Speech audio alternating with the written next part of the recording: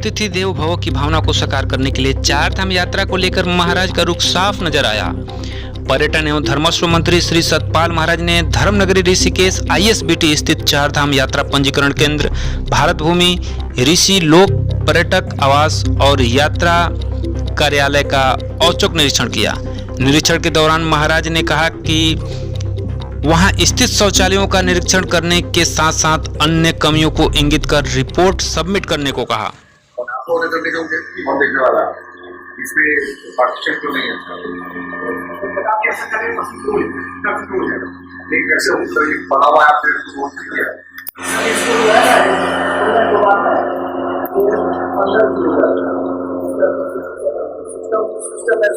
बात ये कर रहा हूँ, पार्टीशन की बात कर रहा हूँ। अंदर की बात कर रहे हैं, अंदर क्या है? अरे तो पार्टीशन यहाँ पे कल फाइट कर लगे, यहाँ पर आके पेशाब करेगा और वो देखेगा ये पार्टीशन को आप ज्यादा उनको खाना पहले का लगा हुआ था, आपको पता नहीं है?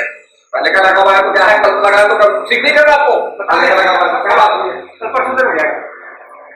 जो शौचालय था ये काफ़ी खस्ता हालत में है और अभी हम हिदायत देने वाले हैं कि इनको ठीक किया जाए, मरम्मत की जाए और सब चीज़ जो है बिल्कुल परफेक्ट रखी जाए ताकि हमारे यात्रियों को सुविधा मिले और उनकी यात्रा जो है चार धाम यात्रा सरल और सुरक्षित रहे। उसी के अभियान में हम लोग निकले हुए हैं और यहाँ जो भी कमियां हैं उनको दूर कर रहे हैं। 3 तारीख से यात्रा स्टार्ट हो रही है, पूरे चार धाम मार्गों की क्या अभी तक मार्ग हमारे बिल्कुल ठीक है, केवल मारवाड़ी में थोड़ी सी दिक्कत है। उसके लिए हमने BRO को कह दिया है कि उसको ध्यान दें और वहाँ पर अपना जो JCB है तैयार रहे, तैनात रहे ताकि कहीं भी अगर कोई लैंडस्लाइड आता है तो JCB उसको उस अड़चन को दूर कर सके। और सब जगह जहाँ जहाँ भी एवलांच आता है या जहाँ भी भूस्खलन होता है तो वहाँ हमारी तैयारी है कि JCB से उस रास्ते को, मार्ग को साफ कराया जाए। भाई इस बार ये भी लग रहा है कि यात्रा काफी अच्छी संख्या में यात्री पहुंचने की उम्मीद है इस बार। तो उस स्थिति से निश्चित रूप में यात्री काफी संख्या में आ रहे हैं। रजिस्ट्रेशन भी करीब 2 लाख हो चुका है, परंतु जो हमारे ये मानना है कि जो कैरिंग कैपेसिटी है जिसे लगभग 15,000 के करीब हम बड़ी सुरक्षित और आसानी से हम लोगों को मैनेज कर सकते हैं। तो जो लगभग जो 15,000 यात्री हैं वो दर्शन कर पाएंगे बद्रीनाथ में, 10,000 कर पाएंगे आपके केदारनाथ में। इस प्रकार की संख्या जो है हम निश्चित रूप में सुरक्षित कर देंगे और मैं समझता हूँ यात्रा सबकी सुरक्षित हो।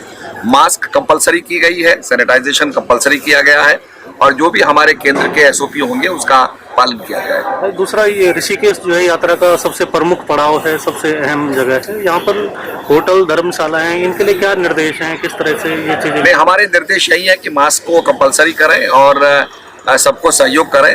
हमने उत्तराखंड की इज्जत को आगे बढ़ाना है और निश्चित रूप में सभी को कंप्लायंस करना है और यात्री के सुविधा का ध्यान देना है और उसके लिए तत्परता दिखानी है।